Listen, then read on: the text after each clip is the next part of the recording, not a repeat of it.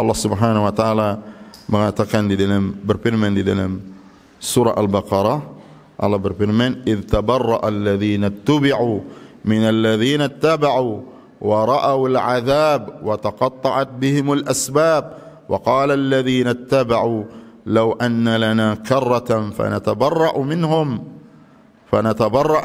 kama tabarra'u minna kadzalika yurihimullahu a'malahum hasaratin 'alaihim wa ma hum bikharijin minan nar." Allah Subhanahu wa taala berfirman, ketika berlepas diri orang-orang yang dijadikan ikutan, ya, teman yang kita ikuti dalam keburukannya, waliyadzubillah. Di akhirat kelak dia akan tabarru', dia akan berlepas diri. Ya, dia akan mengatakan, kenapa kamu ikut saya dulu? Siapa yang suruh kamu ikut jadi orang jahat sama saya? Waliyadzubillah. Jadi dia akan tabarru', dia akan berlepas diri. Jadi di dunia seakan-akan dia menjadi teman baik, ya, teman baik kita di dalam keburukan, padahal dia akan berlepas diri di akhirat karena dia masing-masing orang akan dihisab sendiri-sendiri.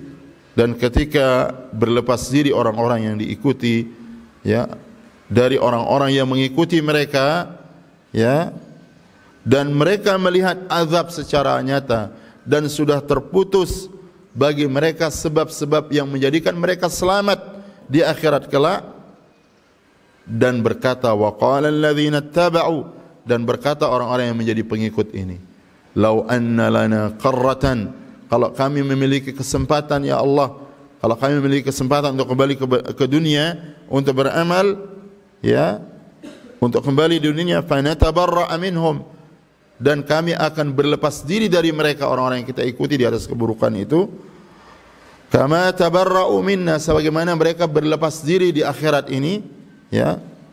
Artinya orang-orang itu akan mengatakan, kenapa kami tidak dikembalikan ke dunia sehingga kami akan berlepas diri, tidak mau ikut menjadi pengikut orang-orang yang buruk, orang-orang yang di atas keburukan.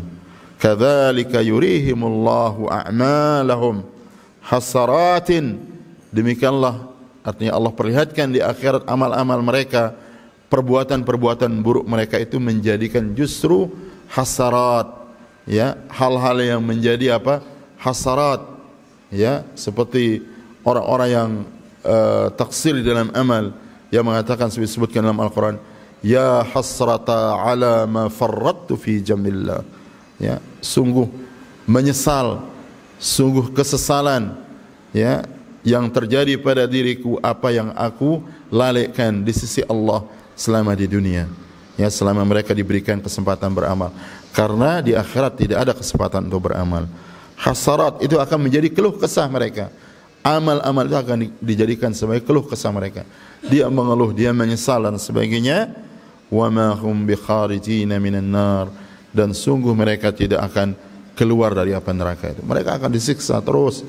Kalau orang-orang kafir dia akan kekal di dalamnya. Kalau dia orang-orang yang beriman tapi banyak dosa dan sebagainya, lebih banyak dosanya, dia akan diazab juga dengan azab yang cukup lama. Wal iyad billah. Nah, jadi hendaklah kita menjaga pertemanan itu. Kenapa perlu kita berteman, duduk dengan orang soleh, atau duduk di majelis ilmu para ulama, banyak mendengarkan ilmu-ilmu mereka? Di antara faedahnya, kata Imam Ibnu Qayyim, beliau berkatakan muzalasatus salihin. Dan ini di kitab beliau Ighatsatul Lahafan, beliau mengatakan mujalasatus salihin, duduk dengan orang-orang yang saleh, tuhawwiluka min sittatin ila sittah, dia akan memindahkan engkau dari 6 perkara atau keadaan kepada 6 perkara atau 6 keadaan. Yang pertama kata beliau, minasyakki ilal yaqin, engkau akan dipindahkan oleh Allah dari keraguan, kegelisahan, was-was kepada keyakinan. Dan itu sesuatu yang mujarrab. Kalau kita ketemu orang alim, saleh, baik, kita duduk di majelisnya, yang tadinya kita ditimpa keraguan, was-was, bahkan terhadap apa yang kita amalkan dari kebaikan. Begitu kita bertemu, mendengar orang yang saleh, mendengar orang yang baik, hati kita diberikan ketenangan. Siapa yang memberikan? Allah Subhanahu wa taala. Sebabnya siapa? Adalah orang saleh ini. Karena itu orang-orang salaf dahulu mengatakan sebagian, saya itu bertemu, dan bahkan bukan bertemu saya, sekedar melihat fulan dari seorang yang soleh, alim dan ahli ibadah, dia mengatakan apa? Itu justru membuat saya semangat beribadah 1 tahun. Dan ini kita rasakan. Kita kalau bertemu dengan orang alim, apalagi mendampingi beliau, meminta belajar ilmu darinya, kita menjadi semangat sampai sekian waktu. Ya, semangat untuk menuntut ilmu, semangat untuk ibadah, semangat untuk menjadi orang soleh dan sebagainya. Jadi duduk dengan orang-orang soleh itu menjadikan kita yakin setelah tadinya kita ragu-ragu. Ya, karena keraguan itu membuat orang terus gelisah, tidak punya kemantapan hati, selalu gelisah, selalu was-was, selalu tidak tenang. Dia gelisah dengan masa depan, apalagi menjadi santri atau santriwati. Nanti kalau saya besar, kalau saya berkeluarga, dapat rezeki apa? Saya hanya bisa Al-Quran saja dengan sunnah, tidak punya usaha. Tidak. Kalau kita bertakwa kepada Allah, pasti rezeki kita itu dimudahkan oleh Allah. Ya, wa man yattaqillah yaj'al lahu makhraja wa yarzuqhu min haitsu la yahtasib. Siapa yang bertakwa kepada Allah, pasti Allah berikan jalan keluar. Dan ini membutuhkan keyakinan. Dan di antara yang membantu kita yakin dan jauh dari keraguan itu adalah dengan duduk dengan orang-orang saleh. Tapi kalau kita berteman dengan orang-orang bodoh, orang-orang jahil, orang-orang yang jahat, orang-orang yang maksiat, maka kita akan menjadi ragu dengan keyakinan kita, ragu dengan agama kita, ragu bahkan dengan firman Allah tanpa sadar, ragu dengan sabda Rasulullah SAW. Ya, oleh karena itu jangan kita pernah bergaul dekat dengan orang-orang yang akan justru menjauhkan kita dari Allah dan menjadikan kita ragu setelah kita asalnya yakin. Ya, oleh karena itu Imam Darul Hijrah, gurunya Imam Syafi'i, ketika didatangi oleh orang-orang yang ragu yang berkaitan dengan agama mereka dan mengajak beliau berdebat, apa kata beliau? Tidak, saya enggak mau berdebat. Kamu berdebat saja dengan orang-orang yang ragu yang semisal dengan kamu. Adapun saya sudah yakin dengan agama yang saya yakini, kata beliau. Ya, jadi berdebat sesaat saja beliau tidak mau, apalagi untuk berteman dekat, apalagi untuk kemudian dia menjadi sahabatnya yang paling dekat, tidak. Ya, karena seseorang itu bergantung kepada teman dekatnya. Kemudian yang kedua, apa faedah daripada berteman dengan orang-orang yang baik? Dan semoga kalian adalah wanita-wanita yang salihah, yang menuntut ilmu dan diberikan keyakinan dan ditetapkan oleh Allah Subhanahu wa taala di atas ilmu dan diberikan husnul khatimah kita semua. Amin ya rabbal alamin. Yang kedua, dia akan memindahkan seseorang itu minar riya'i ilal ikhlas.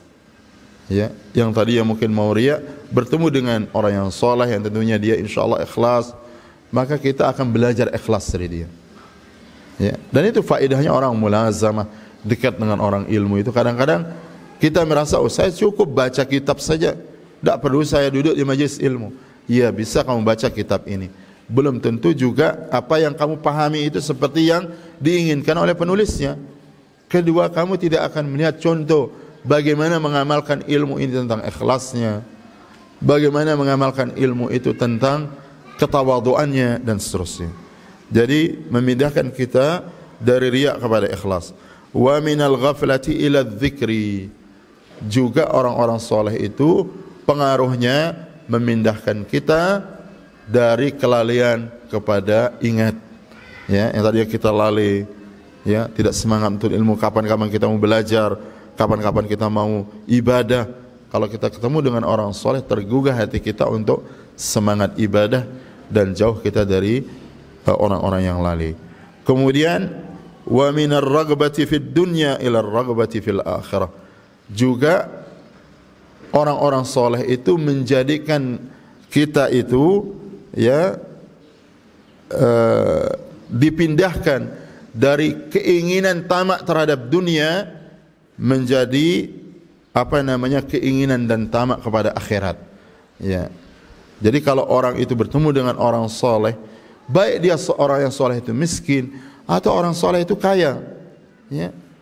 Kalau dia orang miskin, maka kita akan belajar kezuhudan dia, kita akan belajar kesederhanaan dia, kita akan belajar bagaimana bahagia walaupun susah, bagaimana bahagia walaupun tidak punya uang. Itu kalau yang soleh, solehah ini orang miskin sederhana. Dan kalau dia orang yang soleh dan solehah ini orang kaya, tetapi dia orang-orang yang hatinya itu kepada akhirat. Dan Rasulullah SAW bersabda, ni'mal malus salih lirrajulis salih. Harta yang saleh, harta yang baik, sebaik-baik harta yang baik itu adalah yang dimiliki oleh laki-laki yang saleh atau wanita yang salehah. Kenapa?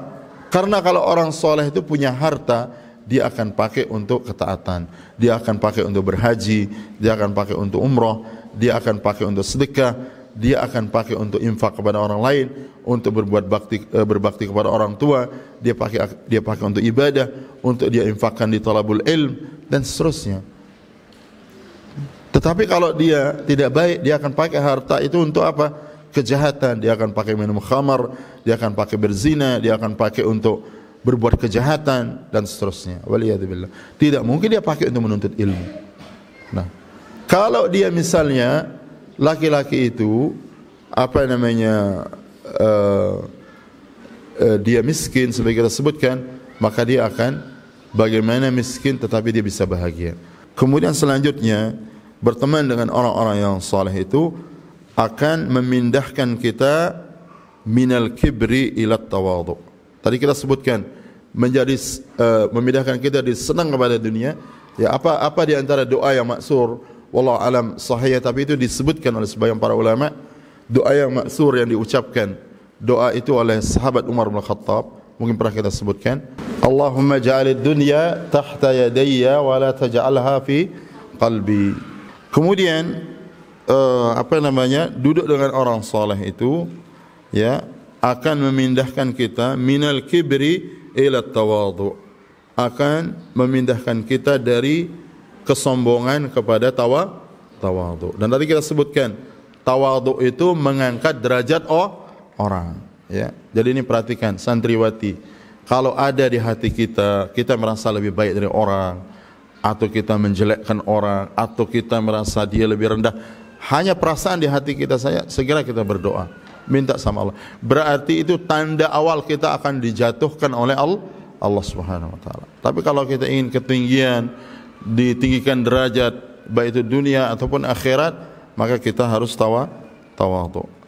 Nah, kemudian juga yang terakhir, bahwasanya duduk dengan orang-orang yang baik, dengan orang yang saleh itu akan memindahkan kita min su'in niyyati ila nasihah, dari jeleknya niat kepada nasihat. Nasihat artinya kepada ikhlas, kepada mudah dia untuk mendengar kebaikan. Ya, karena di antara awal taufik orang itu dia mudah. Ya, oleh karena itu di antara doa yang kita diajarkan, ya, Allahumma artinya Allah, Allahumma ja'alni mimman yastami'una al-qawla fayattabi'una ahsanahu. Ya Allah, jadikanlah aku orang-orang yang mau mendengar perkataan, mendengar nasihat, ya, yastami'una al-qawla fayattabi'una ahsanahu. Jadikanlah aku ya Allah orang yang mendengar perkataan atau nasihat dan dia mengikuti yang terbaik daripada nasihat itu sendiri.